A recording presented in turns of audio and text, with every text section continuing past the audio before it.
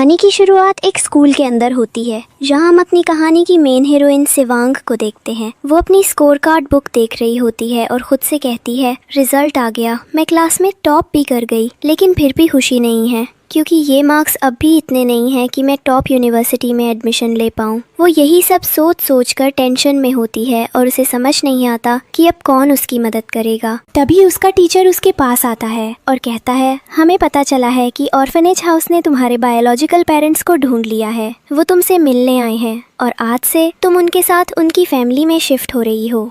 शिवांग हैरान होकर पूछती है, क्या, अचानक से कैसे?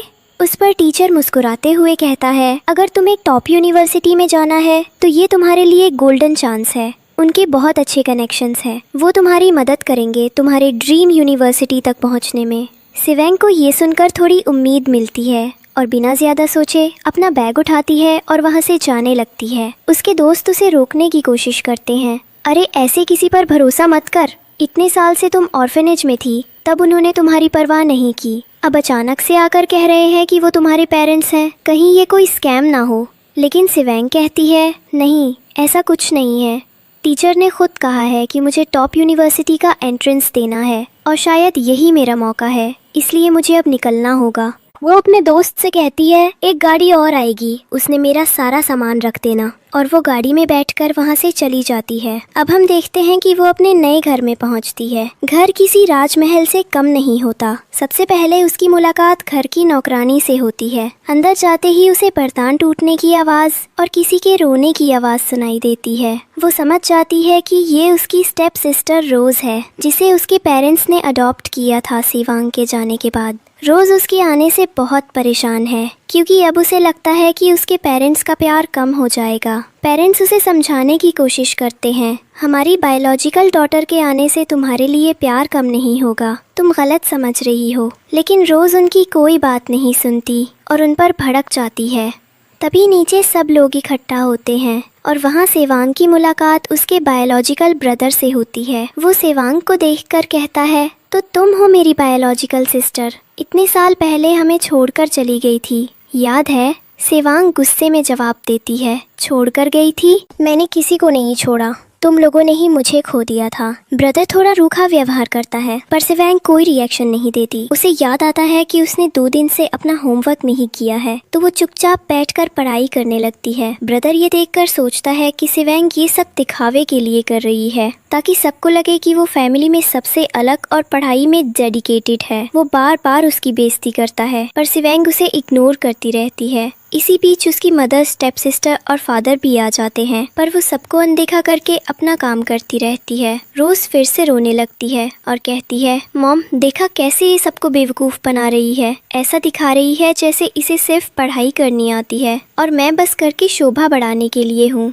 ब्रदर उसे चुप कराते हुए कहता है, रोज तुम इसकी वजह से मत रो, इसे तो मैं संभालता हूँ। वो जाकर शिवांग का टेस्ट पेपर फाड़ देता है और उससे लड़ने लगता है। ये देखकर शिवांग को बहुत गुस्सा आता है। वो अपने हाथ में पकड़ी पेंसिल से अपने बायोलॉजिकल ब्रदर को इंजोर कर देती है और गुस्से में कहती है, अगली बार से अपने पेरेंट्स से थोड़ी मैनर्स सीख के आना। जब कोई पढ़ रहा होता है तो उसकी बुक्स और नोटबुक्स को ऐसे नहीं करते। यहाँ हम देखते हैं कि रोज़ फिर से मासूम बनने की एक्टिंग करती है अपने पेरेंट्स के सामने। वो कहती है, मुझे बताइए, सारी गलती मेरी ही है ना, मेरी वजह से ये सब हुआ। लेकिन उसके पेरेंट्स उसे समझाते हैं, ऐसी बात नहीं है बेटा, तुम समझो हम तुमसे उतना ही प्यार करते हैं जितना पहले करते थे, बस शिवांग के आने से अब अटेंशन थोड़ा बढ़ गया है, इसलिए तुम्हें ऐसा लग रहा है। इधर उसका ब्रदर भी उसे समझाने आता है और कहता है, मैं हमेशा तुम्हारे साथ रहूंगा। वहीं दूसरी तरफ शिवांग फैमिली ड्रामा देख रही होती है। अब हम देखते हैं कि उसके पेरेंट्स उसके पास आते हैं और सामने बैठ जाते हैं। उसकी मॉम थोड़ी रूठी हुई सी लगती है और कहती है, देखो हमें बहुत टाइम बाद पता चला कि तुम हमारी बायोलॉजिकल डॉटर हो। हमारे पास कोई ऑप्शन नहीं था, हमने तुम्हें बचपन में खो दिया था, लेकिन मैं चाहती थी कि तुम कुछ वक्त हमारे साथ बिताओ, मगर अब लगता है कि मेरी दूसरी बेटी तुम्हारे साथ कंफर्टेबल नहीं है। तुम्हें समझना होगा कि फैमिली में रहने के कुछ रूल्स होते हैं, तुम ऑर्फनेज वाले रूल्स यहाँ नहीं चला सकती। अगर तुम्हें फैमिली में रहना है तो थोड़ा एलिगेंट और मैजेस्टिक बनना पड़ेगा। सिवेंग उसकी बातें चुपचाप सुन रही होती है, पर उसे कोई फर्क नहीं पड़ता।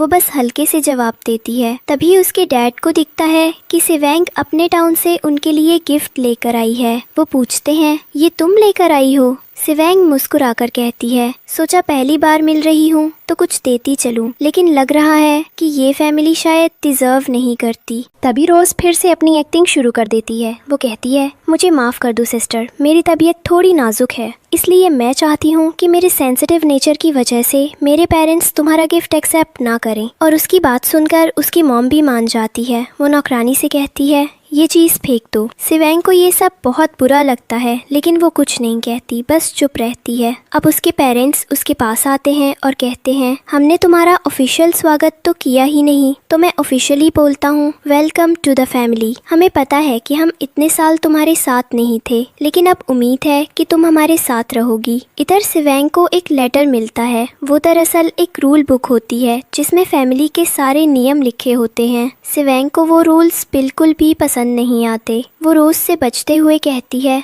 मैं यहाँ पढ़ने के लिए आई हूँ, वैसे भी मुझे यहाँ रहना नहीं है, और झूठ बोल देती है कि उसकी मेमोरी बहुत कमज़ोर है। उसका ब्रदर हंसते हुए कहता है, ठीक है, वैसे भी दिख रहा है कि तुम पढ़ाई में कुछ खास अच्छी नहीं हो। सिवेंग बिना कुछ कहे अपना सामान उठाती है और वो रूल बुक अपनी मॉम को वापस दे देती है। उधर उसके डैड को सिवेंग की ऑनेस्टी और सिंप्लिसिटी पसंद आती है। वो कहते हैं, सिवेंग जो भी बदलाव चाहती है वो फैमिली में किए जाएंगे, बाकी जो बातें हुई उन्हें भूल जाओ। सिवेंग बस सिर झुकाकर कहती है, ठीक है। अब हम देखते हैं कि उसके पेरेंट्स उसका एडमिशन एक नए स्कूल में करवा देते हैं, वही स्कूल जहां रोज पहले से पढ़ रही होती है। ये देखकर रोज की मॉम और ब्रदर शॉक हो जाते हैं, लेकिन सिवेंग को बहुत अच्छा लगता है, क्योंकि उसे लगता है कि इस स्कूल से उसे टॉप यूनिवर्सिटी जाने का मौका मिलेगा। वो रोज और उसके ब्रदर के टेंट्रम्स देखती है, पर ऐसे दिखाती है जैसे उसे कोई फर्क नहीं पड़ता। वो बस चुपचाप अपनी पढ़ाई में लग जाती है। रोज अपनी मॉम से कहती है, मॉम,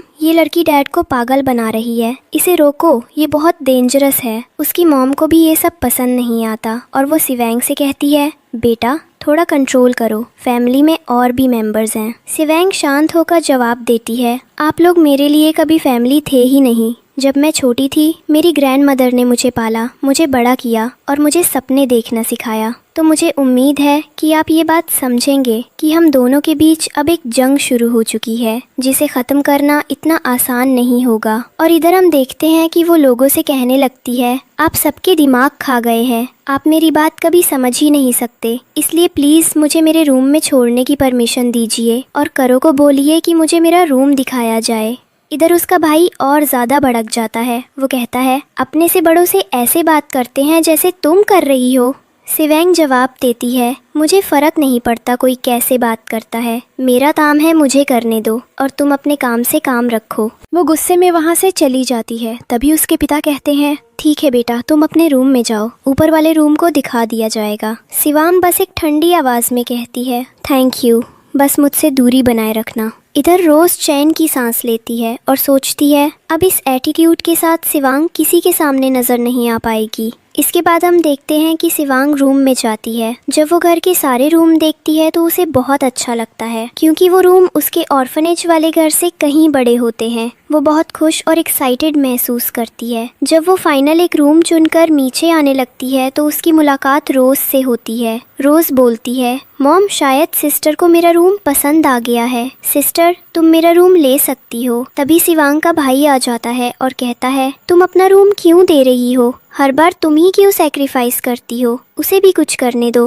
क्या वो अपनी जिंदगी में कुछ नहीं करेगी। ये सुनकर सिवांग को बहुत बुरा लगता है। उसे अपनी दादी जो उसे बचपन में अपने बच्चों जैसा प्यार करती थी की याद आ जाती है। सिवांग कहती है, वैसे भी मुझे रोज का घटिया रूम लेने का कोई शौक नहीं है, मैं अपना रूम अपने तरीके से डिज़ाइन करूंगी, समझ आया। और वो उन्हें इग्नोर करके अपने रूम में चली जाती है। अगले दिन जब वो स्कूल जाने के लिए निकलती है तो देखती है कि रोज को ड्रॉप करने के लिए उसका भाई जा रहा है। सिवेंग भी वहाँ होती है, लेकिन वो साफ साफ कह देता है, मैं तुम्हें अपनी गाड़ी में नहीं बिठाऊंगा। वो रोज को लेकर वहाँ से चला जाता है और सिवेंग को अकेला छोड़ देता है। थोड़ी देर वॉक करने के बाद सिवेंग किसी को कॉल करती है और तभी हमारी कहानी का मेन हीरो आता है, जंगमिन। वो सिवेंग को देखता है, मुस्कुराता है और अपनी गाड़ी में बैठने को कहता है। रास्ते में वो उससे बातें करने की कोशिश करता है, लेकिन सिवेंग अभी भी अपनी पढ़ाई पर फोकस रखती है और उसकी बातों पर ज़्यादा ध्यान नहीं देती। जब वो स्कूल पहुंचती है तो उसकी मुलाकात एक टीचर से होती है जो उसे कहते हैं, तुम्हें एडमिशन सिर्फ रोज के डैड के लिंक्स की वजह से मिला है,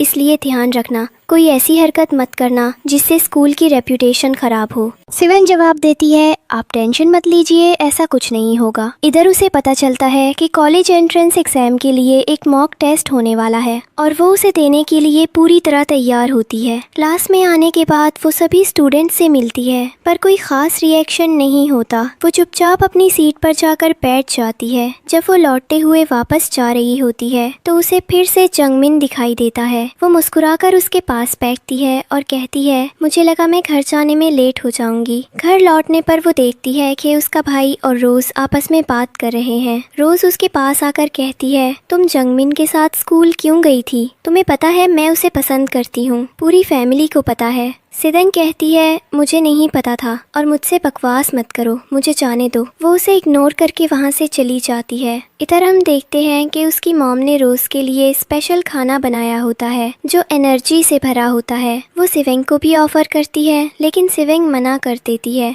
मुझे फर्क नहीं पड़ता, वैसे भी मुझे आपके हाथ का या घर का खाना ज्यादा पसंद नहीं आ रहा, इससे अच्छा खाना हमारे ऑर्फनेज में मिलता था। अगले दिन मॉक टेस्ट का दिन आता है। सिवेंग बहुत खुश होती है क्योंकि सारे क्वेश्चंस उसी के पढ़े हुए टॉपिक्स से आते हैं। वो पूरी स्पीड से सारे आंसर्स लिखकर पेपर सबमिट कर देती है। इधर खाने की टेबल पर पूरी फैमिली बातें कर रही होती है और इधर हम देखते हैं कि सिवेंग चुपचाप से अपने हेडफोन्स लगाकर खाना खा रही होती है। उसे किसी से कोई मतलब नहीं होता।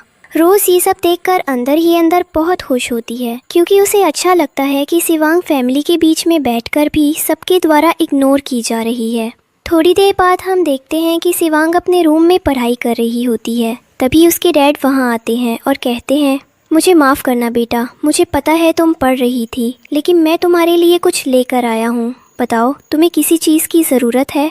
फिर वो उसे एक गोल्ड का स्पेशल ब्रेसलेट देते हैं और कहते हैं, ये मेरी तरफ से तुम्हारे लिए है। सिवेंग ठंडे लहजे में जवाब देती है, क्या ये ग्रैंडमदर मुझे देने के लिए बोलकर गई थी? अगर ऐसा है तो आप दे दीजिए, वैसे मुझे इन सब चीज़ों में कोई इंटरेस्ट नहीं है। वो अपने डैड की आधी अधूरी बात ही सुनती है और वापस अपनी पढ़ाई में लग जाती है। उसके डैड को ये बात बहुत बुरी लगती है। वो चुपचाप कमरे से बाहर निकल जाते हैं और नीचे जाकर टेंशन में बैठ जाते हैं। उन्हें एहसास होता है कि शायद सिवेंग को ऑर्फनेज से लाकर उन्होंने कोई बड़ी गलती कर दी। तभी वहाँ उनका बेटा आता है और कहता है, डैड आप उस पागल लड़की की इतनी फिक्र क्यों कर रहे हैं? वो कंट्री साइड से आई है जिसे ये भी नहीं पता कि एक मैजेस्टिक फैमिली में कैसे बिहेव करते हैं। आपको पता है ना, हमारा फैमिली बिजनेस हमारी रियल डॉटर संभालेगी। उसकी वाइफ भी यही बात दोहराती है और मजबूरी में उसके डैड को इन सब बातों पर यकीन करना पड़ता है, भले ही उनके दिल में अब भी सिवेंग के लिए एक सॉफ्ट कॉर्नर हो। अब सीन कट होता है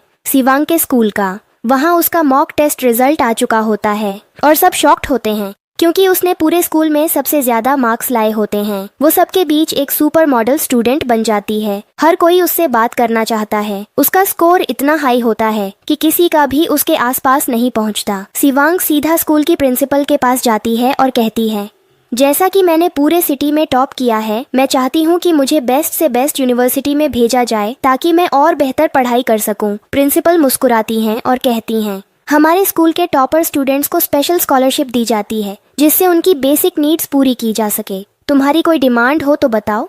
सिवेंग कहती है, हाँ मेरी एक डिमांड है, मेरे घर के पास पढ़ाई के लिए कोई भी वर्क फ्रेंडली एनवायरनमेंट नहीं है। मुझे वहाँ फोकस करने में दिक्कत होती है। मैं चाहती हूँ कि मुझे किसी डॉर्मेट्री में रहने की परमिशन दी जाए। प्रिंसिपल कहती है, मैं इस बारे में सोच कर तुम्हें बताऊंगी। अब सीन वापस घर का आता है। डाइनिंग टेबल पर सब बैठे होते हैं और रोज की तारीफें चल रही होती हैं। सब कह रहे होते हैं, हमें पता है रोज ने ये टेस्ट बहुत जल्दी दे दिया होगा, वो बहुत जल्द किसी टॉप यूनिवर्सिटी में पहुंच जाएगी। उसी टेबल पर जंगमिन भी मौजूद होता है लेकिन वो रोज को साफ साफ इग्नोर कर रहा होता है। रोज की तारीफें जारी रहती है। तभी उसकी मॉम के पास उसके टीचर का कॉल आता है। वो बहुत खुश हो जाती है ये सोचकर कि शायद रोज के बारे में कोई गुड न्यूज़ होगी। लेकिन जैसे ही वो कॉल उठाती है टीचर कहती है हमें आपसे रोज़ के बारे में बात करनी है। दरअसल उसके मॉक टेस्ट में बहुत ख़राब मार्क्स आए हैं, मुझे लगता है उसे और मेहनत की ज़रूरत है। ये सुनकर सबके चेहरों के रंग उड़ जाते हैं। रोज़ की मॉम तुरंत उसे बचाने की कोशिश करती है। एक्चुअली टीचर, रोज़ को पेंटिंग और क्रिएटिव चीज़ों में ज़्यादा इंटरेस्ट है, शायद इसी वजह से वो अच्छे मार्क्स नहीं ला पाई। लेकिन अगली बार से हम उसके लिए बेहतर टीचर्स और कोचिंग की व्यवस्था करेंगे। टीचर कहती है ठीक है, हम उम्मीद करते हैं कि वो नेक्स्ट टाइम बेहतर परफॉर्म करेगी। और कॉल कट करने ही वाली होती हैं कि उन्हें अचानक याद आता है कि उन्हें शिवांग के बारे में भी कुछ बताना है। टीचर कहती हैं वैसे आपके घर में एक और डॉटर भी रहती है, सही कहा ना?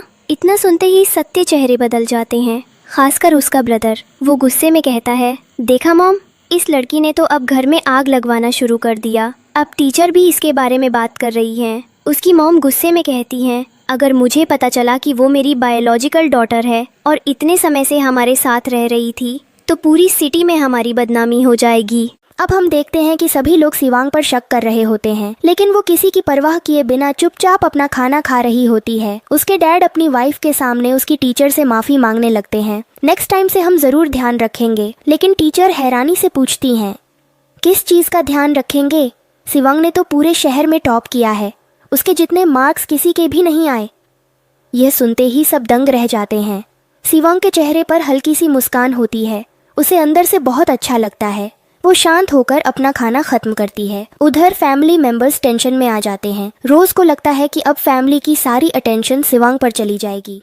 वो माहौल ख़राब करने के लिए बालकनी की तरफ जाती है और वहाँ जाकर ड्रामा करने लगती है। मुझे लगता है इस फैमिली में मेरा कोई नहीं है, मैं अब और नहीं रह सकती। सारे फैमिली मेंबर्स उसे रोकने के लिए भागते हैं, सब उसे समझाने की कोशिश करते हैं, लेकिन रोज पूरा ब्लेम शिवांग पर डाल देती है। सब कुछ इसी की वजह से हुआ है। शिवांग को इन बातों से कोई फर्क नहीं पड़ता। वो कामली नैपकिन से अपना मुंह साफ करती है और कहती है पहले ये बताओ रोज, क्या तुमने कभी मुझसे पूछा कि मैं पढ़ाई में अच्छी हूँ या नहीं? तुमने अपने मन से जो भी प्रिडिक्शन बनाया वही सबको मानने को कह दिया। यही तुम्हारी सबसे बड़ी गलती है। रोज चिल्लाती है ऐसा कुछ नहीं है।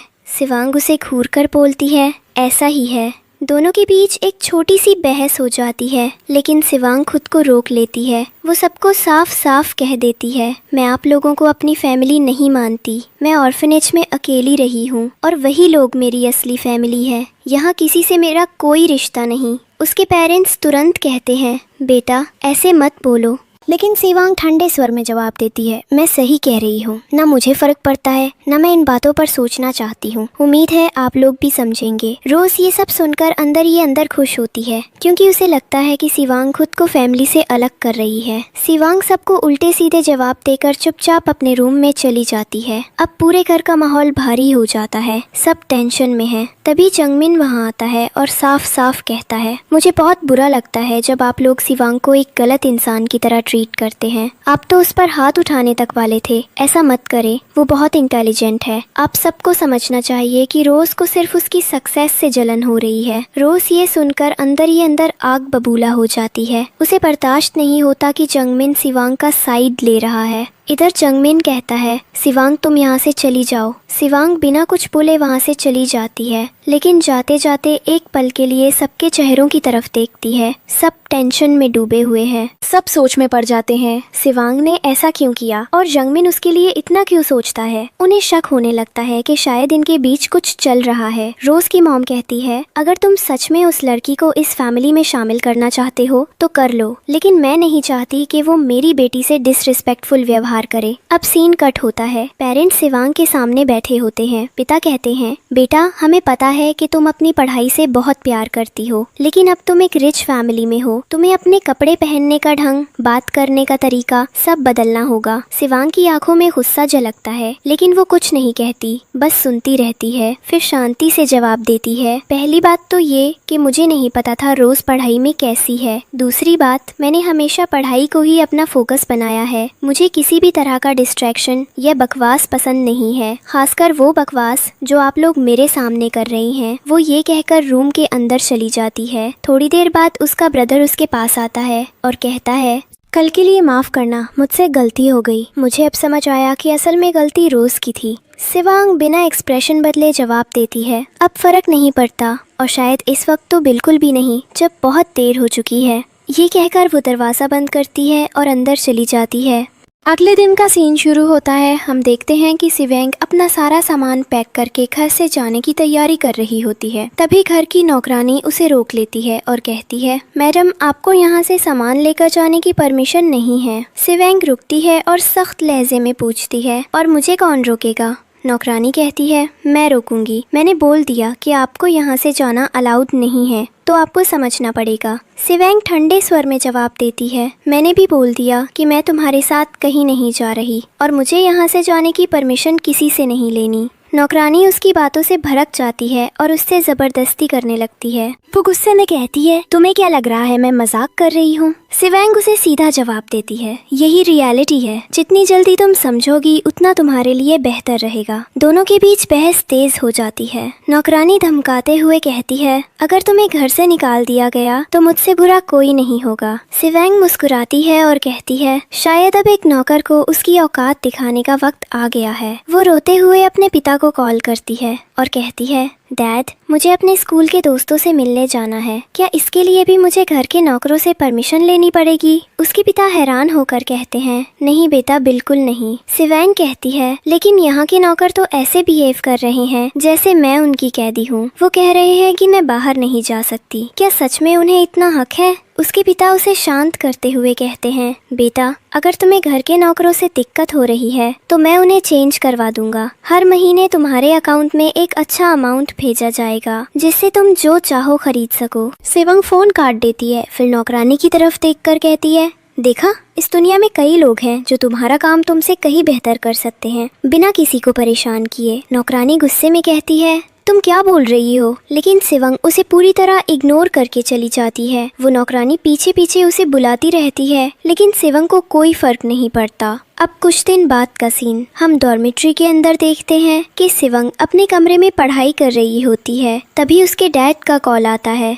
वो पूछते हैं, बेटा क्या तुम इस वीकेंड घर आ रही हो? पर उसकी रूममेट सारी बातें सुन लेती हैं और सिवेंग कामली जवाब देती है, नहीं मैं घर नहीं आ सकती, एंट्रेंस एग्जाम पास ही है, मुझे बहुत तैयारी करनी है। वो कहती है, घर जाकर मैं कुछ भी नहीं कर पाऊंगी। उसके फ्रेंड्स कहते हैं, सिवेंग इस तरह पेरेंट्स से बात करना गलत है, लेकिन वो ठंडे स्वर में बोलती है, मुझे फर्क नहीं पड़ता, और फ़ोन काट देती है। थोड़ी देर बाद उसका छोटा भाई कॉल करता है और गुस्से में कहता है, तुम्हारी वजह से अब रोज हमारी फैमिली को और भी प्यारी लगने लगी है। कम से कम वो तुम्हारी तरह बदतमीज नहीं है। सिवेंग बोलती है, इन सब बातों को जाओ और अपने पेरेंट्स को बताओ। उन्होंने तुम्हारी उस चालाक चुड़ैल को सिर पर चढ़ा रखा है, मुझे नहीं। वो अपने भाई की बातों को पूरी तरह इग्नोर करती है, उसे बॉडी शेम करती है और फोन काट देती है। उसका भाई गुस्से में वहाँ से चला जाता है। थोड़ी देर बाद सिवेंग मुस्कुराती है और कहती है, अब इसे मजा चखाना पड़ेगा। वो अपने भाई की सारी बातें रिकॉर्ड करके अपने डैड को भेज देती है ताकि उन्हें उसकी असली हरकतें पता चल सके।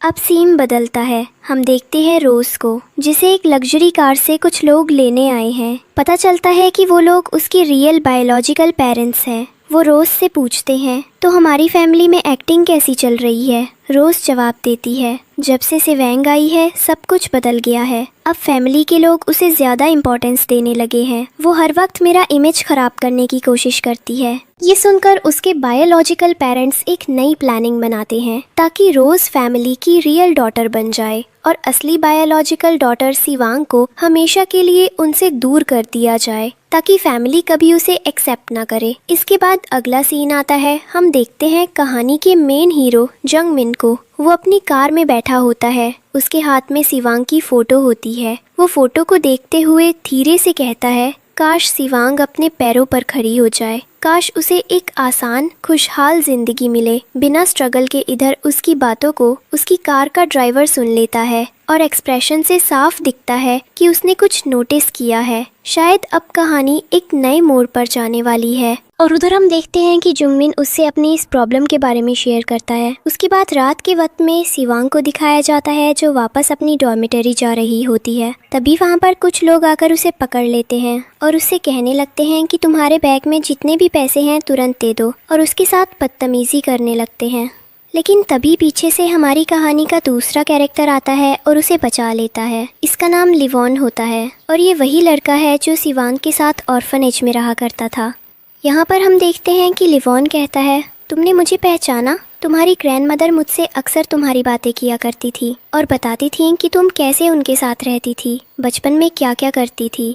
शिवांग कहती है, तो तुम मेरी ग्रैंडमदर के रिलेटिव हो? जिस पर लिवॉन कहता है, वो हमारी फैमिली के लिए बहुत ज़्यादा इम्पोर्टेंट मेंबर थी। हम तुम्हें एक दिन इनवाइट करेंगे। मेरी मॉम तुम्हें बताएंगी कि वो हमारे लिए क्या थी और ऐसी कई बातें हैं जो तुम्हारी ग्रैंडमदर ने तुमसे कभी शेयर नहीं की। ये सुनकर शिवॉन कहती है, तो तुमने अभी मेरे ऊपर एहसान किया और अब घर बुलाकर उस एहसान को चुकाने की बात कर रहे हो। लिवॉन कहता है, ऐसा कुछ भी नहीं है, मैं बस चाहता हूँ कि तुम अपनी ग्रैंडमदर के बारे में सच्चाई सुनो। शिवॉन कहती है, तुम तो बोल रहे हो कि तुम एक गरीब इंसान हो, पर तुम्हारे कपड़े देखकर तो ऐसा बिल्कुल नहीं लगता। लिवॉन को शक होता है कि शिवॉन शायद उसे किसी जाल में फंसा रही है, इसलिए वो उस पल कुछ नहीं कहता और शिवॉन वहाँ से विश्वास के साथ चली जाती है। इधर हम देखते हैं कि शिवॉन की फैमिली में सब लोग बातें कर रहे होते हैं और कह रहे होते हैं कि शिवॉन दिन ब दिन बहुत ज़्यादा चेंज होती जा रही है, हमें उसके लिए कुछ अच्छा करना चाहिए। वहीं दूसरी ओर रोज को जेलसी होने लगती है और वो अटेंशन पाने के लिए अपने पेरेंट्स के सामने शिवांग के बारे में एक झूठी कहानी सुनाने लगती है।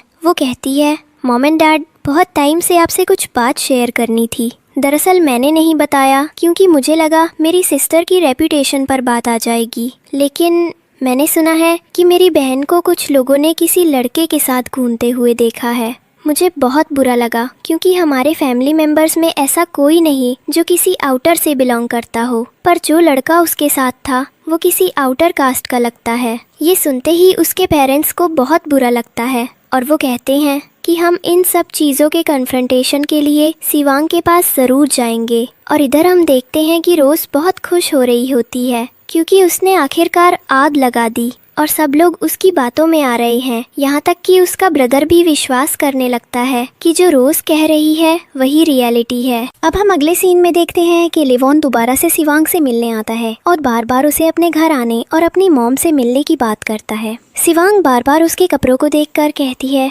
मुझे पता है जो भी तुमने पहन रखा है वो ब्रांडेड क्लोथ्स है, ये सस्ते कपड़े नहीं हैं। इसका मतलब ये है कि मेरी ग्रैंडमदर का तुमसे कोई रिलेशन नहीं है। तभी वहाँ उसका ब्रदर आ जाता है और लिवॉन को देखकर कहता है, तो तुम वही हो जिससे शिवांग हमेशा घूमती रहती है, बताओ तुम्हारी दिक्कत क्या है। शिवांग गुस्से में कहती है, बकवास बंद करो, मेरा इसके साथ कुछ भी ऐसा वैसा कनेक्शन नहीं है। इसी वक्त उसके पेरेंट्स भी आ जाते हैं और कहते हैं, बेटा तुम्हारी इन हरकतों के बारे में हमें पहले ही पता चल चुका था, बताओ आखिर ये लड़का कौन है। शिवांग कहती है, मैं प्रूफ कर सकती हूँ कि ये कोई अनजान लड़का नहीं है, ये मेरी ग्रैंडमदर का रिलेटिव है और ये इसलिए मुझसे मिलने आया है क्योंकि जो भी कैरेक्टर पर मुझ पर उंगली उठाई जा रही है वो सब झूठ है। मेरे पास हर एक बात का प्रूफ है। ये सुनकर उसके पेरेंट्स लगातार उससे लड़ रहे होते हैं और रोज अंदर से बहुत खुश हो रही होती है, पर शिवांग को कोई फर्क नहीं पड़ता। वो काम होकर कहती है कि वो इनोसेंट है और किसी भी हद तक जाकर खुद को प्रूव करेगी। तभी रोज कहती है, ठीक है तो तुम खुद बताओ पेरेंट्स को आखिर ये लड़का कौन है। और उधर हम देखते हैं कि जंगमिन उससे अपनी ये समस्या बार बार शेयर करता है, पर शिवांग कहती है, बार बार बताने से कोई फर्क नहीं पड़ता, मुझे अपनी इनोसेंस प्रूफ करने के लिए कुछ एविडेंसेस देने होंगे और वो मेरे पास है। मैं चाहती हूँ कि मैं इन सब चीज़ों को पूरे स्कूल के सामने खुलासा करूँ, उसके बाद रोज़ मुझसे माफ़ी मांगेगी। शिवांग आगे कहती है, ठीक है पर मुझे प्रूफ दिखाओ। रोज़ कहती है, ठीक है मैं रेडी हूँ, पर प्रूफ तो बताओ। शिवांग जवाब देती है, वो प्रूफ तो स्टेज पर तुम्हें पता चल जाएगा। फिर हम देखते हैं कि लिवॉन अकेले में शिवांग से मिलता है। वो कहता है, बहुत हुआ, तुम जुंगमिन के साथ घूमना फिरना आज के बाद मत करो, उसके आसपास भटकना मत। तुम्हारे पेरेंट्स अब तुम्हारे अगेंस्ट हैं, वे तुमसे बात भी नहीं करना चाहते। शिवांग कहती है, तो मुझे भी पेरेंट्स से बात करने में कोई इंटरेस्ट नहीं है, मैं यहाँ कॉलेज एंट्रेंस की तैयारी कर रही हूँ। रोज चुपके से गंदे मजाक बनाती है और शिवांग चिढ़ कर कहती है, तुम जो गंदे जोक्स उछालती हो उनमें मुझे कोई दिलचस्पी नहीं, तुम मेरी जगह रहकर मुझे ब्लेम कर रही हो। फिर हमें वो सीन दिखाया जाता है जहाँ सारे फैमिली मेंबर्स और स्कूल के कई स्टूडेंट्स एक तरह की असेंबली में बैठे होते हैं। यहाँ शिवांग को प्रूफ देना होता है। उसके पेरेंट्स उससे कहते हैं, अगर तुमसे कोई गलती हुई है तो शांत होकर बता दो। शिवांग जवाब देती है, ऐसा कैसे हो सकता है, मैंने कुछ भी गलत नहीं किया। उसके पिता कहते हैं, ये सब हमारे परिवार के भीतर ही रहेगा। अगर तुम्हें किसी लड़के में किसी तरह की रुचि है तो बताओ। सिवोंग कहती है, जब तक मैं खुद अपनी इनोसेंस साबित नहीं कर दूंगी मैं स्टेज पर नहीं जाऊंगी। तभी स्कूल का प्रिंसिपल आता है और कहता है कि जो भी हमारे टॉपर के ऊपर आरोप लग रहे हैं, जो भी हो उनका प्रूफ स्टेज पर दिया जाए। मुझे उम्मीद है कि लोगों को सच्चाई मालूम पड़ेगी। सिवोंग स्टेज पर जाती है और कहती है, मुझे ज्यादा बात नहीं करनी है। जिन इल्जामों के बारे में कहा जा रहा है उन सब के प्रूफ्स मेरे पास है। वो अपनी पॉकेट से एक प्रूफ निकालती है और बताती है कि रात को उसके साथ क्या हुआ, कैसे कुछ लोग आकर उसे परेशान करने लगे थे। जब लोग वो प्रूफ देखते हैं तो उन्हें शर्म आती है। खुद रोज भी हैरान हो जाती है कि ये प्रूफ उसके पास कैसे आया। रोज समझ नहीं पाती कि अब क्या करे, क्योंकि उसने बहुत चालाकी से सिवेंग को फंसाने के लिए जो भी ट्रिक्स लगाई थी वे सब सामने आ रहे हैं। लोगों का गुस्सा अब रोज की तरफ जाने लगता है। रोज घर छोड़कर भागने की कोशिश करने लगती है। सिवेंग के बायोलॉजिकल पेरेंट्स उसके पास आते हैं और कहते हैं, इतना बड़ा हंगामा करने की क्या जरूरत थी, कोई बात आसानी से भी निपट सकती थी। सिवेंग कहती है, ये तमाशा रोज ने शुरू किया था, मैंने तो बस कहानी को खत्म किया और सबके सामने दिखा दिया कि मैं क्या कर सकती हूँ और क्या नहीं। उसके पेरेंट्स नाराज होकर वहाँ से चले जाते हैं। इसके बाद हम देखते हैं कि सिवेंग कॉलेज एंट्रेंस एग्जाम देती है।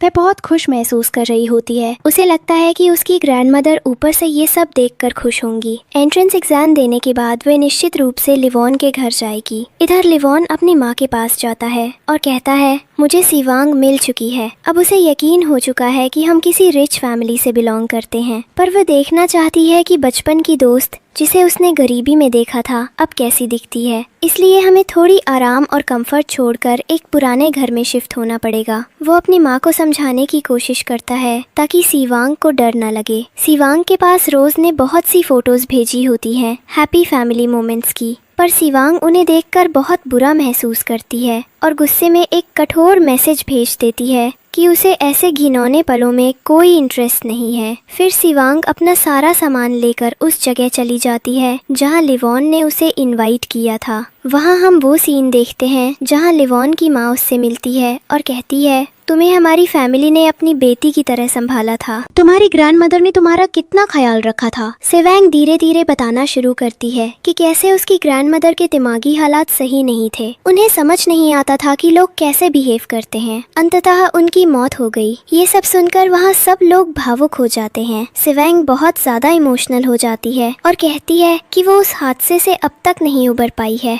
लोगों को ये मजाक लग सकता है, पर उसके लिए ये किसी भी ड्रामा से कम नहीं था। साथ ही वो अपनी ग्रैंडमदर के कई सैक्रिफाइसेस के बारे में लिवॉन की माँ को बताती है। लिवॉन की माँ ये सब सुनकर बहुत प्रभावित और भावुक हो जाती है, रोने लगती है जैसे छोटे बच्चे रोते हैं, क्योंकि उन्हें इतना कुछ सहना पड़ा था। अब हम आगे की कहानी का सीन देखते हैं जहाँ पर लिवॉन की माँ सिवांग को शांत कराती है, उसे गले लगाती है और हिम्मत देती है। कहती है, आज से मैं पूरा तुम्हारा ध्यान रखूंगी, तुम्हारे साथ अब ऐसी चीजें दोबारा नहीं होंगी। फिर वो कहती है, मेरे पास तुम्हारे लिए कुछ है, और एक ब्रेसलेट निकालती है। ये हमारे परिवार का ब्रेसलेट है, ये मुझे मेरी सास सा ने दिया था, अब मैं ये तुम्हें दे रही हूँ। सिवांग पहले लेने से मना करती है, लेकिन लिवॉन की ओर इशारा होने पर वो इसे ले लेती है। उसके बाद दिखाया जाता है कि रात में सिवांग फिर से कहीं जा रही होती है। फिर से कुछ लोग उसे परेशान करने आते हैं, पर इस बार उसे सुरक्षा गार्ड के कपड़ों में छुपाकर बचाया जाता है। जब हमला करने वाले लोग वहां से चले जाते हैं तो लिवॉन की माँ भी पहुंच जाती है। उन्हें भरोसा था कि उनका बेटा स्थिति को संभाल लेगा। सिवांग कहती है, तुम्हें टेंशन लेने की जरूरत नहीं, सब ठीक हो जाएगा। सिवांग सोचती है कि शायद अटैकर्स इसलिए लौटेंगे क्योंकि उन्होंने कुछ पैसे उधार लिए थे। वो कहती है, मैं कुछ एक्स्ट्रा कमाकर आपकी मदद कर दूंगी। लिवॉन अपनी माँ की ओर देखता है। माँ भी उसकी तरफ देखकर सोचती है कि समय आने पर वो सिवांग को सारी सच्चाई बता देंगे। अगले हिस्से में हम देखते हैं कि सिवांग दिन रात मेहनत करती है, पोस्टर बांटती है, पैसे इकट्ठा करती है, एंट्रेंस की तैयारी में जुट जाती है। वो जात की माँ के पास जाकर खाना भी खाती है, उनके साथ फैमिली टाइम बिताती है और घूमने फिरने भी जाती है। आखिरकार उसका रिजल्ट आता है, वो फिर से टॉप करती है और एक अच्छी यूनिवर्सिटी में उसका सिलेक्शन हो जाता है। सब मिलकर सेलिब्रेट करते हैं।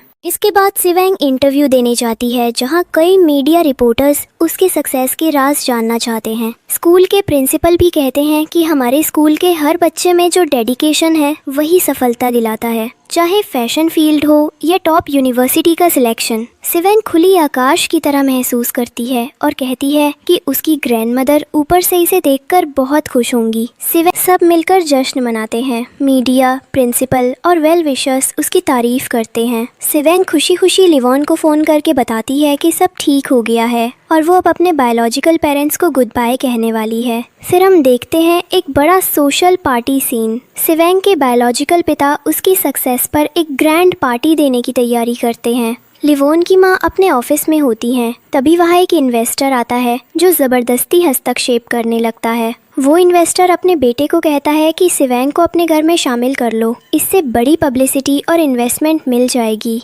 इन्वेस्टर अपने बेटे को टारगेट दे देता है कि उसे पार्टी में गिराने और आगे बढ़ाने की कोशिश करे। उस दौरान रोज लगातार शराब पी रही होती है। उसी इन्वेस्टर के बेचे हुए आदमी जो प्ले बॉय के नाम से मशहूर है, पार्टी में आता है। वो सिवेंग के पास आता है, उसे धक्का देकर चला जाता है, जिससे सिवेंग का बैग गिर जाता है और रोज मौका पाकर उस बैग में उस आदमी की महंगी घड़ी रख देती है। बाद में वो आदमी सिवेंग के परिवार से मिलकर दोस्ताना व्यवहार करता है, पर जंग मिन सिवेंग को बताता है कि वो आदमी नोटोरियस है, लड़कियों के साथ कैसे खेलता है वो सब जानते हैं। पार्टी में लिवॉन और जंग मिन दोनों मौजूद आते हैं। लिवॉन साधारण कपड़ों में आता है, पर सिवेंग के भाई उसे सही सलामत स्वीकार नहीं करते, बार बार उसे बाहर निकालने की धमकी देते हैं। सिवेंग गुस्से में कहती है कि ये मेरा गेस्ट है, पर भाई कहते हैं कि आपकी जैसी बायोलॉजिकल डॉटर होने की वजह से हम कभी कनेक्ट नहीं कर पाएंगे। तभी सिवेंग कहती है, तुमसे ज्यादा तो वो लोग सोच लेते हैं जो हमारे अपने भी नहीं हैं। रोज पलटकर ताना देती है, लेकिन सिवेंग शांत होकर कहती है, मुझे फर्क नहीं पड़ता। और यहीं से माहौल अचानक बदल जाता है। वो प्लेबॉय आदमी सबके सामने आता है और जोर से कहता है, आज की रात कोई भी यहाँ से नहीं जाएगा। मेरी एक बहुत ही एक्सपेंसिव घड़ी गायब हो गई है और मुझे पूरा यकीन है कि चोर इसी पार्टी में मौजूद है। सब लोग एक दूसरे को देखने लगते हैं। सिवेंग के पिता आगे बढ़कर कहते हैं, आपको किस पर शक है? वो आदमी सीधा उंगली उठाकर कहता है, मुझे शक है सिवेंग पर। पूरा हॉल सन्न रह जाता है।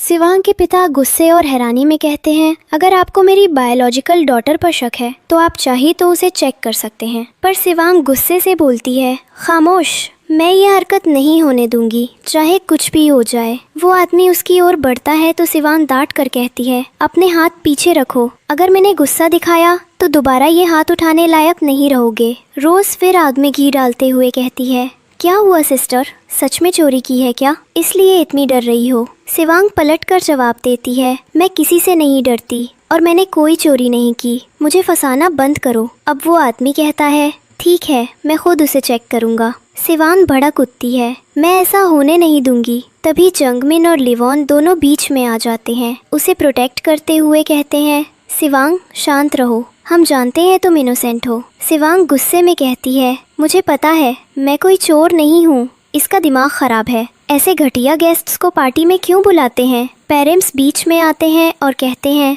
बेटा हमें गलत मत समझो, वो हमारे गेस्ट हैं, अगर उनका सामान गायब हुआ है तो उसकी जिम्मेदारी हमारी है। सिवेंग जवाब देती है, मैं समझती हूँ, लेकिन मेरे ऊपर शक करना सिर्फ इसलिए कि मैं ऑर्फनेज में पली हूँ, ये शक नहीं शर्म है। क्या ये इसलिए कि मैं इस फैमिली की ब्लड डॉटर नहीं हूँ? उसके पिता समझाने की कोशिश करते हैं, वो तुम्हें गलत इरादे से नहीं छूने वाले, हम तुम्हारे साथ हैं। लेकिन अब माहौल गर्म हो चुका होता है। सिवेंग खुद आगे आती है और कहती है, ठीक है, बात अब चेकिंग पर आ गई है तो मैं रेडी हूँ। वो अपना बैग उठाती है और सबके सामने जिप खोलती है, घड़ी निकाल कर दिखाती है, यही है वो एक्सपेंसिव वॉच। पूरा हॉल शॉक में पड़ जाता है, सबकी निगाहें अब उसी पर है। रोज नकली हैरानी के साथ कहती है, अगर तुमने ये हरकत की थी तो कम से कम पेरेंट्स के बारे में सोच लेती। सिवेंग सीधा उसकी आंखों में देखकर कहती है, तुम बोल रही हो? मैं ये बात प्रूफ के साथ कह सकती हूँ कि ये घड़ी मेरे बैग में किसी ने रखी है और मेरे पास इसका सबूत है। अब माहौल और बिगड़ता है। उसके पिता कहते हैं, तो अब शक किस पर है? सिवेंग बिना झिझक उस प्लेबॉय आदमी की ओर उंगली करती है। शक उसी पर है जिसने ये पूरा तमाशा किया ताकि सबको दिखा सके कि वो कितना बड़ा आदमी है।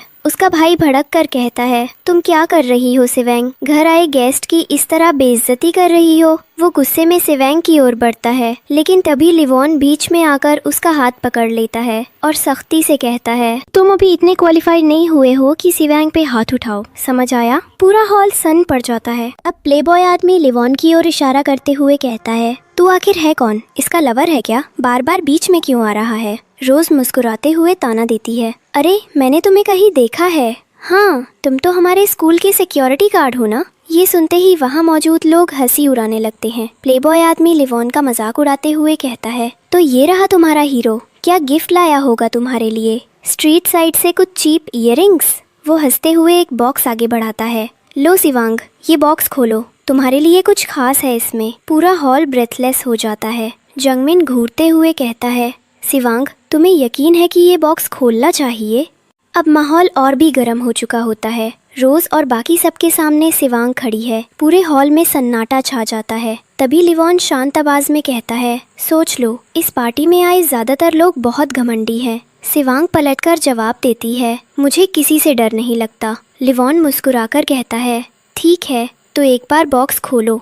सिवांग जैसे ही बॉक्स खोलती है, अंदर से एक ब्लैक कार्ड निकलता है। पूरी भीड़ हैरान रह जाती है। रोज तुरंत सहरीले अंदाज में बोलती है, एक सिक्योरिटी गार्ड के पास ब्लैक कार्ड? इसका मतलब साफ है, चोरी की है तुमने। वहाँ मौजूद सब लोग फुसफुसाने लगते हैं, लेकिन लिवॉन सबको देखकर हल्का सा हंस देता है। अभी तक किसी को समझ नहीं आया कि असली खेल क्या चल रहा है। सच में कितने नाइफ हो तुम लोग। वो कुछ नहीं कहता, बस चुपचाप तमाशा देखता है। तभी सिवांग के पिता गुस्से में बोलते हैं, तुम जैसे घटिया लोग हमारी पार्टी में आकर इसका नाम खराब कर रहे हो, निकल जाओ यहाँ से। पर सिवांग डट कर कहती है, मैं यहाँ से तब तक नहीं जाऊंगी जब तक दूध का दूध और पानी का पानी नहीं हो जाता। जिसने मेरे बैग में वो घड़ी रखी है उसे सजा जरूर मिलेगी। लिवॉन उस ब्लैक कार्ड को उठाता है और उस घटिया आदमी के हाथ में दे देता है। जाओ अपने गार्ड से इसे चेक करवाओ और सबको दिखाओ कि असली कौन है। वो प्लेबॉय आदमी हंसकर कहता है, अब भी फेक होने का ड्रामा कर रहे हो? तुम खुद को किसी स्पेशल क्लास का समझते हो जो पूरी सिटी को कंट्रोल करती है?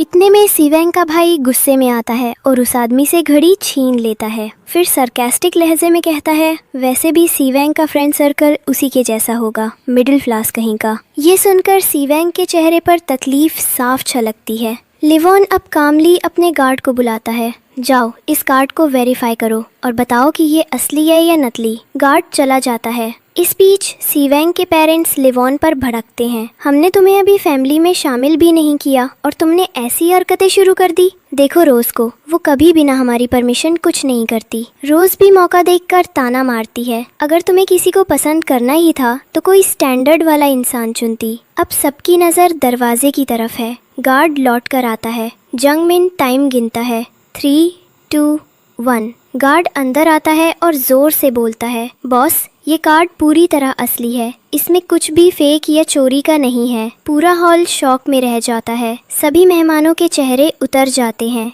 वो प्लेबॉय आदमी जो अभी तक शेर बन रहा था अब चुप खड़ा है। असल में वही आदमी लिवॉन की माँ की कंपनी में इन्वेस्टमेंट के लिए आया था। लिवॉन उसे घूर कर कहता है, अब बताओ प्रैंक कौन कर रहा था? वो आदमी तुरंत पलट जाता है, मुझे माफ कर दीजिए, मैंने बस मजाक किया था, पार्टी में थोड़ा सा एंटरटेनमेंट लाने के लिए। लिवॉन ठंडे लहजे में जवाब देता है, एंटरटेनमेंट तो मैं भी करूँगा जब तुम्हारी सारी डील्स कैंसिल करके किसी और को दे दूंगा। वो आदमी डर के मारे कुछ नहीं बोल पाता। उधर लिवॉन की माँ को देखकर भी वो घटिया इंसान इशारे करता है, पर लिवॉन की माँ मजबूर है, उस आदमी के जाल में फंसी हुई। वो बनावटी हंसी के साथ कहती है, देखा नहीं सब लोग कितने खुश हैं पार्टी में। सिवांग सब कुछ चुपचाप देख रही होती है। उसकी निगाहें लिवॉन पर है। उसे लगता है कि इस ब्लैक कार्ड के पीछे कोई और सच्चाई है। वो सोचती है शायद इसने किसी और से उधार लिया है या रोज को दिखाने के लिए कोई एक्ट कर रहा है। आखिरकार सिवांग सबके सामने कहती है, अब बहुत हो गया, मैं इस फैमिली से अपना रिश्ता यहीं ख़त्म करना चाहती हूँ। काफ़ी वक्त इन लोगों के बीच रहकर मुझे बस घुटन मिली है। वो मुर्दा जाने लगती है। तभी रोज बीच में आकर रोने का नाटक करती है। सिस्टर प्लीज़ ऐसा मत करो, तुम्हारे जाने के बाद मॉम डैड बहुत परेशान हो जाएंगे। अगर तुम गुस्सा हो तो मुझे मार लो। सिवांग बिना कुछ बोले उसकी तरफ बढ़ती है और रोज के चेहरे पर एक जोरदार थप्पड़ जड़ती है। वो कहती है, मैं अब यहाँ नहीं रुक सकती। तुम्हारे झूठ, तुम्हारे ड्रामा और तुम्हारी फेक सिंपैथी से तंग आ चुकी हूँ। तभी पूरा फैमिली बीच में आ जाता है। रोज फिर से रोने और तमाशा करने लगती है। देखो, अब तो इसने मुझ पर हाथ भी उठा दिया। वो जोर से कहती है, प्लीज मॉम, डैड, इसके लिए मुझे माफ कर दो, पर इसे यही रोक लो। सिवैंग की आंखों में अब सिर्फ गुस्सा और सच्चाई की आग है। वो सोचती है, इतनी फेक गर्ल कोई कैसे हो सकती है। अभी ये कुछ और बोल रही थी, अब यहाँ पर ये अच्छी बनने का पूरा तमाशा कर रही है। इधर उसका जो ब्रदर होता है वो भी रोजी को सपोर्ट कर रहा होता है और बहुत ज़्यादा नौटंकी हो रही होती है। सिवांग कहती है, मैं इस फैमिली में कभी रहना भी नहीं चाहती थी। आपके पैसे, आपका करेज, जो भी है आप अपने पास रखो। यहाँ हम देखते हैं कि उसका जो ब्रदर होता है वो बोलता है, हमें छोड़कर तुम कहाँ जाओगी। सिवांग बोलती है, मैं अपने आप से पैसे कमा सकती हूँ और ये बात तुम्हें बहुत जल्दी समझ आ जाएगी। सिवांग कहती है, जो लोग आज मुझसे कह रहे हैं कि मैं उन्हें छोड़कर कहाँ जाऊँगी, वही लोग भूल गए हैं कि कुछ साल पहले उन्होंने ही मुझे छोड़ दिया था और अब वही लोग मुझे अपनी डॉटर कहकर बुला रहे हैं। ऐसे दोहरे मुंह वाले लोगों के बीच रहकर मैं कोई बड़ी शहंशाह नहीं बन जाऊँगी। मैं बस दूर रहना चाहती हूँ। यहाँ पर बहुत ज़्यादा तमाशा होने लगता है। सिवांग को बहुत गुस्सा आ रहा होता है। उसे समझ नहीं आता कि वो क्या करे। इधर फैमिली में और भी ज़्यादा नौटंकी होती है और सिवांग डिसाइड करती है कि अब वो इनसे कोई भी कनेक्शन नहीं रखेगी। इधर चंगमिन भी उन पर भड़क जाता है और कहता है, वो रोजी किस्म की लड़की है, बहुत घटिया, मुझे तो वो कभी पसंद भी नहीं थी। बार बार तुम लोग मेरे पेरेंट्स के पास जाकर उसके रिश्तेदारी की डिमांड करते हो। हम देखते हैं कि सिवांग उन्हें अवॉइड करते हुए वहां से जाने लगती है। उसके डैड के सीने में दर्द होने लगता है और उसकी मॉम उसे संभाल रही होती है। तभी रोजी अचानक रोने की एक्टिंग करती है और कहती है, ये सब कुछ मेरी वजह से हुआ है। अगर मैं अपनी सिस्टर को ऑफेंड ना करती तो शायद ये सब नहीं होता। पर फैमिली मेंबर समझाते हैं, बेटा नहीं, तुम्हारी वजह से कुछ भी नहीं हुआ। वो लड़की पहले से ही एहसन फरामोश थी। तभी सिवैंग की मॉम के पास किसी का कॉल आता है और वो बहुत खुश हो जाती है। वो बताती है कि दरअसल ये कॉल एक बहुत बड़ी फैमिली से आया है। वो हमारी डॉटर को अपनी डॉटर इन लॉ बनाना चाहते हैं और रोजी को अपने लिए एक्सेप्ट करना चाहते हैं। इस बात पर सब बहुत खुश हो जाते हैं। पार्टी में जो गेस्ट होते हैं वो उनकी बेवकूफ़ी देखकर हंस रहे होते हैं और कह रहे होते हैं, इतनी बेवकूफ़ फैमिली हमने आज तक नहीं देखी। अपनी स्टेप डॉटर के लिए सब कुछ कर रहे हैं, पर अपनी बायोलॉजिकल डॉटर को एक्सेप्ट करने में इनके गले में अभी भी दर्द हो रहा है। यहाँ बहुत तमाशा होने लगता है और सब इस बात को सेलिब्रेट करने लगते हैं। इधर रोजी कह रही होती है, मुझे पता था, मैं अपनी फैमिली के लिए हमेशा से लगी रही हूँ। अब हमें दिखाया जाता है कि सिवैंग लेविन की फैमिली के पास होती है।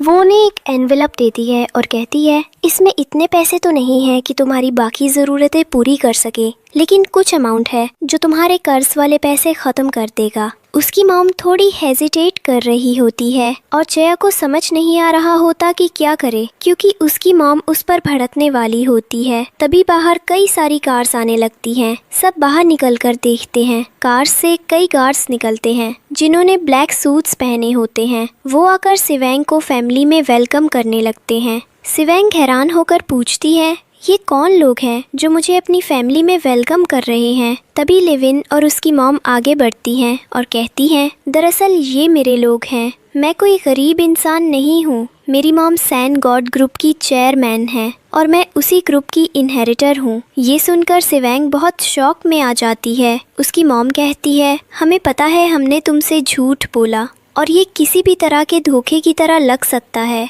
पर हमारा इंटेंशन साफ था। मैं तुम्हें हर्ट नहीं करना चाहती थी, समझो ना, मैं भी तुम्हारी मदर जैसी हूँ। सिवैंग कहती है, अगर मुझे पहले पता होता कि आप लोग इतनी हाई रेप्यूटेशन पर हैं तो मैं कभी आपके पास नहीं आती। इस पर लेविन्स मॉम कहती है, हमें पता है, पर हम बस ये चाहते थे कि तुम हमारे करीब रहो, कुछ वक्त बिताओ और अच्छा महसूस करो। फिर लेविन और सिवैंग वापस उसी घर में लौट आते हैं। लेविन अपनी मॉम के साथ बैठकर ऑफिस वर्क देख रहा होता है और सिवैंग को देखकर उसे पूरी सिचुएशन बताता है कि कैसे उसकी बायोलॉजिकल मदर उसे हमेशा एक ऑप्शन की तरह ट्रीट करती है, जिनको सुनकर उसकी मॉम को गुस्सा आता है। वो कहती है, कि वो उसे किसी के भी पास ऑप्शन की तरह नहीं होने देंगी। उन्हें पता है वो क्या चाहती है और वो करके रहेंगी। यहाँ हम देखते हैं कि सिवेंग अपने स्कूल गई हुई होती है। लेविन अपनी एक टीम भेजता है ताकि सिवेंग की पिक ली जा सके। इधर दिखाया जाता है कि रोजी के डैड बड़े बड़े ख्वाब देख रहे होते हैं क्योंकि उन्हें एक बहुत बड़ी फैमिली से रिश्ता मिला है। संभवतः वही लेविन की फैमिली है जिसका ग्रैंडफादर ने ये रिश्ता भेजा होता है। वो बड़े बड़े सपने देखते हुए कहते हैं कि अब तक वे शहर के अच्छे और रिच लोगों की सूची में आते थे, पर अब वे मिलियन बिलियन वाले परिवार के ससुर बनेंगे। उनके लिए इससे बड़ी बात क्या हो सकती है। सभी फैमिली मेंबर्स इस पल को एंजॉय कर रहे होते हैं, पर रोजी बहुत दुखी होती है और अपने पेरेंट्स से कहती है, माँ, मैं तो आपकी बायोलॉजिकल डॉटर नहीं हूँ, उन्हें तो उनकी फैमिली की बायोलॉजिकल डॉटर इन लॉ चाहिए। उसकी माँ कहती है, पर तुम तो मेरी बेटी हो ना, क्या सच में तुम्हें कोई दिक्कत नहीं है? अगर कभी हम फंस गए तो वे हमें बर्बाद कर देंगे। उसके पेरेंट्स कहते हैं, इस मैटर को हम संभाल लेंगे, टेंशन मत लो, हमें पता है तुम्हारे लिए क्या करना है। उसके पिता तुरंत ही अपनी कंपनी के 30% शेयर उसका नाम कर देते हैं। ये सुनते ही रोजी की खुशी का ठिकाना नहीं रहता। अगले सीन में हम देखते हैं कि वो अपने बायोलॉजिकल पेरेंट्स के साथ बैठकर अपनी खुशी शेयर कर रही होती है और कहती है, माँ बाप, जल्दी मैं एक रिच पैलेस में रहूंगी, आप टेंशन मत लो। आपकी डॉटर ने उनकी फैमिली ग्रुप से 30% प्रॉपर्टी अपने नाम करा दी है। उसके पेरेंट्स बहुत खुश होते हैं। इधर रोजी कहती है कि बस उन्हें एक कांटा अपनी लाइफ से निकालना है और वो कहती है, सिवांग, मैं चाहती हूँ कि उसका मरने का कुछ इंतज़ाम करवा दिया जाए। मुझे वो बिल्कुल भी अच्छा नहीं लगता और मुझे पता है वो आगे भी हमारी फैमिली में प्रॉब्लम बनाएगी। फिर दिखाया जाता है कि सिवांग वही पार्टी में आती है जो आज उसने ऑर्गेनाइज करवाई होती है। उसके ग्रैंडफादर ने उसे एक बहुत प्यारी ड्रेस पहनाई होती है, वो बहुत प्यारी लग रही होती है। लेविन उसे गाड़ी से उतारकर पार्टी के अंदर जाने को कहता है क्योंकि उसे अपनी माँ से कुछ ज़रूरी बात करनी होती है और वो अपनी माँ से सिवेंग के लिए प्रपोज करने का इंतज़ाम करने की बात करता है। पार्टी के अंदर सभी सिवेंग को देख रहे होते हैं, वो बहुत प्रिटी लग रही होती है और सब उसकी तारीफ कर रहे होते हैं। पर रोजी और उसका ब्रदर भी वहाँ आते हैं और कुछ लोग सिवेंग को देखकर कहते हैं, ये लड़की इस पार्टी में क्या कर रही है? क्या ये बिना परमिशन आई है?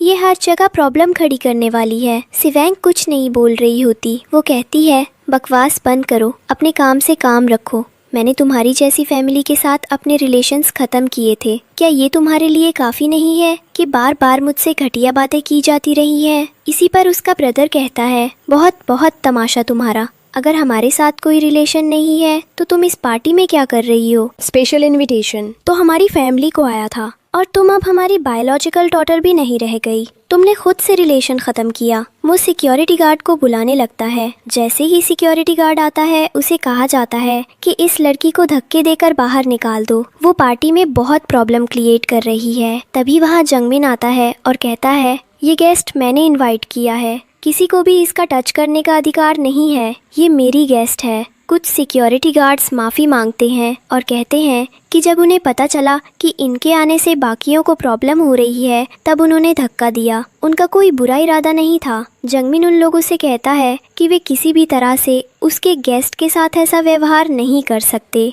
और वह सिवांग से माफ़ी मांगता है। कहता है कि जो भी समस्या हो रही होगी उसके लिए उसे माफ़ कर दो। लेकिन तभी हम देखते हैं कि वहाँ पर रोजी जुंगमिन के सामने आ जाती है और कहती है, देखो, ये पार्टी मेरे लिए हो रही है और यह इनविटेशन हमारी फैमिली को गया था। इतने समय से मैं उन्हें अपनी फैमिली की बेटी बनाकर रख रही थी, तो अब तुम अपनी फैमिली की बेटी को ले लो। मुझे सिलेक्ट करोगे ना कि सिवांग को। इसलिए मैं कह रही हूँ कि यह यहाँ से चली जाए, इसकी वजह से मुझे प्रॉब्लम हो रही है। जुंगमिन कहता है, वह तुम्हारे साथ आकर कोई बैडतमीजी तो नहीं कर रही है ना? तभी वहाँ पर एक प्लेबॉय आता है और कहता है, एक दिन सिवांग ने मुझे फेक आईडी दिखाकर डराया था, पर आज मैं उसके किसी भी जाल में नहीं आऊँगा। मैं यहाँ रोजी के लिए आया हूँ। रोजी, क्या तुम मेरी गर्लफ्रेंड बनोगी? रोजी हाँ कर देती है और अब ये दोनों रिलेशनशिप में आ जाते हैं। वह बोलता है, मैं सिवांग को इस पार्टी से धक्के देकर ज़रूर बाहर निकालूंगा क्योंकि यह पार्टी तुम्हारे लिए ऑर्गेनाइज की गई है। फिर वह कई लोगों को बुला लेता है और वे आकर सिवांग को पकड़ DDDH लेते हैं। सिवांग की जो फैमिली है वो भी उस घटिया आदमी को सपोर्ट कर रही होती है। बस इतना बोल रहे होते हैं जो करना है करो, बस उसे जिंदा रखना, ऐसे मत मार देना। उसके ब्रदर भी यही कहते हैं। वहाँ कई गार्ड्स आते हैं जिनके पास उस आदमी के पर्सनल कार्ड्स होते हैं। वे जुंगमिन और सिवांग दोनों को पकड़ DH लेते हैं। वे सिवांग से कहते हैं कि तुम बहुत ज्यादा बदतमीजी कर रही हो और बहुत बड़ी गलती कर रही हो। जब सैन गॉड के चेयरमैन को पता चलेगा कि तुमने उनके साथ यह हरकत की है तो तुम्हारा क्या हाल होगा, क्या तुम्हें इसका आइडिया है? और फिर वह अपने हाथ में पड़े ब्रेसलेट को दिखाता है और कहता है, इस ब्रेसलेट को ध्यान से देखो, ये सैन गॉड की डॉटर इन लॉ को मिलने वाला था। इसका मतलब मैं इस पार्टी में स्पेशल गेस्ट हूँ। फिर वह घटिया आदमी कहता है कि मुझे पता है तुम आज फिर से मेरे साथ खेलने की कोशिश कर रही हो, पर मैं तुम पर यकीन नहीं करूँगा। पार्टी में खड़े लोग यह सब देख रहे होते हैं।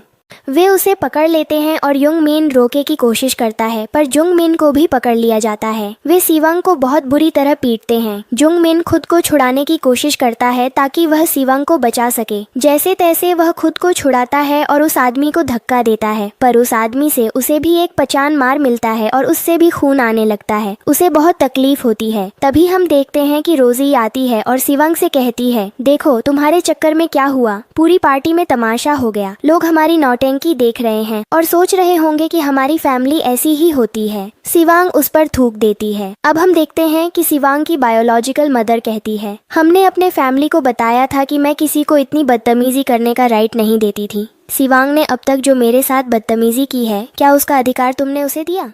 क्या मैं तुम्हारी बायोलॉजिकल डॉटर नहीं हूँ जिसे तुमने कभी पास नहीं रखा? तुम किस तरह की मदद कर रही हो? उसकी माँ कहने लगती है, देखो बेटा, इन सब बातों के बारे में अपने डैड से बात करो। फिर उसकी माँ कहती है, क्या तुम्हें पता है जब कोई हमारे साथ ऐसी हरकत करता है तो हम उसे क्या पनिशमेंट देते हैं? उसके डैड बेल्ट निकालते हैं और कहते हैं, बेटा मुझे माफ कर देना, पर ये तुम्हारे भले के लिए है, और वे मारने लगते हैं। तभी जंगमिन फिर से बीच में आता है। हम देखते हैं कि सिवांग का ब्रदर जंगमिन से कहता है, तुम बार बार बीच में आकर उसे क्यों बचा रही हो? क्या ये तुम्हारी है? इसे साइड करो। इसी वक्त जैक आता है। जैक कहता है, बहन बहुत हुआ तमाशा, जब किसी ने मेरे गैस को छूने की कोशिश की तो मुझसे बुरा कोई नहीं होगा। फिर वो उस घटिया आदमी से कहता है, तुम वही हो ना जिसने नकली कार्ड दिखाया? आज मैं तुम्हें नहीं छोड़ूंगा। सिवांग उनसे कहती है गुड मॉर्निंग और शांत आवाज में उसको सुलझाने की कोशिश करती है कि आखिर वो क्या चाहती है, क्यों लोगों के स्पेशल मोमेंट्स खराब करवा रही है। वो फ्लेक्स मारता है और लेविन से लड़ने को तैयार हो जाता है, पर लेविन उसे एक मुक्का मारकर नीचे गिरा देता है और कहता है, अब तो मैं भी एक अच्छा खासा लेसन देने के लिए रेडी हूँ। इसके बाद बहुत ज्यादा लड़ाई शुरू हो जाती है। सिवांग के डैड भी बीच में आते हैं और कहते हैं कि तुम्हारे जैसे सिक्योरिटी गार्ड ने तो हमारी पार्टी बर्बाद कर दी होती। आज तो तुम एक रिच पार्टी में हो।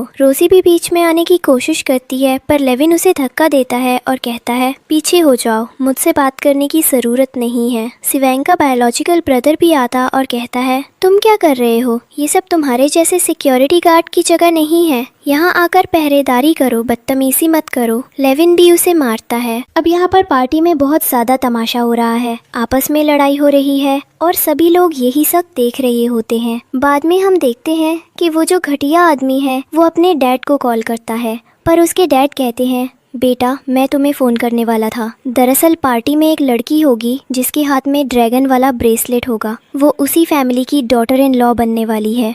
वो आदमी सबसे पहले रोजी के हाथ की तरफ देखता है, पर वहाँ कुछ भी नहीं मिलता। उसकी नज़र अचानक सिवांग के हाथ पर पड़ती है और इसी क्षण उसे समझ आ जाता है कि हकीकत क्या है। वो शर्मिंदा होकर लेविन के सामने घुटनों पर बैठ जाता है। सब हैरान होते हैं कि वो अब अचानक कैसे बदल गया। इसी बीच सिवांग का ब्रदर और उसकी स्टेप सिस्टर उस आदमी से कह रहे होते हैं, ये कैसा तख्ता पलट है, दूसरों के सामने भिखारिन बनकर क्या मांग रहे हो? वो आदमी बार बार डरता है और कहता है, ऐसा मत करो। उसके बाद उसके डैड आकर बोलते हैं, मैंने सब कुछ बर्बाद कर दिया, सारी कंपनी का पैसा पानी में चला गया। तभी रोजी उसे जोर का थप्पड़ मारती है और पार्टी में एंट्री करती है। लेविन की माँ कहती है, मैंने ये पार्टी तुम्हारे लिए ऑर्गेनाइज की थी। मेरी सिर्फ एक रियल डॉटर है और वो है सिवांग। सभी लोग हक्का बक्का रह जाते हैं। रोजी का ब्रदर पूछता है, ये लड़की कैसे हमारी डॉटर हो सकती है? उसके पास कोई टैलेंट भी नहीं है। बाद में लेविन सबके सामने सबूत दिखाता है कैसे रोजी ने सिवांग की बायोलॉजिकल फैमिली को धोखा दिया, उनके सारे पैसे हड़पते रहे और सिवांग की जिंदगी में परेशानियां खड़ी की। जब रोजी खुद को एक्सपोज होते देखती है तो वो अपना असली चेहरा दिखा देती है और स्वीकार कर लेती है कि उसने फैमिली को सिर्फ पैसे के लिए इस्तेमाल किया। अब उनकी कंपनी बैंकरप्ट हो चुकी है। इसके बाद वही लोग सिवांग से विनती करते हैं कि वो उन्हें स्वीकार कर ले, पर सिवांग ने बहुत पहले ही उनसे रास्ता अलग कर लिया था। वो अब किसी भी तरह का सपोर्ट नहीं दे सकती। अंतिम सीन में हम देखते हैं कि सेवांग जोंगमिन से मिलती है। जोंगमिन प्रपोज करता है पर सेवांग मना कर देती है और कहती है कि अब वो अपनी पढ़ाई पर फोकस करना चाहती है, उसके पास इन रिश्तों के लिए समय नहीं है। लेविन जब उसे सारी बातों के बारे में पूछता है तो सेवांग देखती है कि पीछे जोंगमिन अभी भी उसे ब्लेसिंग्स दे रहा है और कहता है कि वो उसका इंतजार हमेशा करेगा। यही पर ड्रामा की हैप्पी एंडिंग होती है। तो दोस्तों, अगर आपको ये वीडियो पसंद आया हो तो आपके प्यारे आरोही एक्सप्लेन को ज़रूर सब्सक्राइब करें। आपको अगर मेरा एक्सप्लेनेशन पसंद आया तो वीडियो को लाइक करें और एक प्यारा सा कमेंट भी करें और बने रहिए मेरे साथ, क्योंकि अगली कहानी इससे भी ज़्यादा दिलचस्प होने वाली है।